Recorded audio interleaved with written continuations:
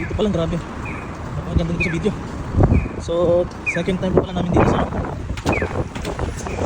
Pinawat. Nakain kami.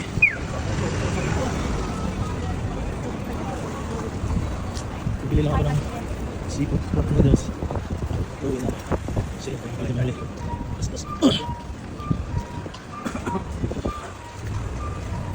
Sold na sold. Maganda rin para may palengke doon sa, sa dulo.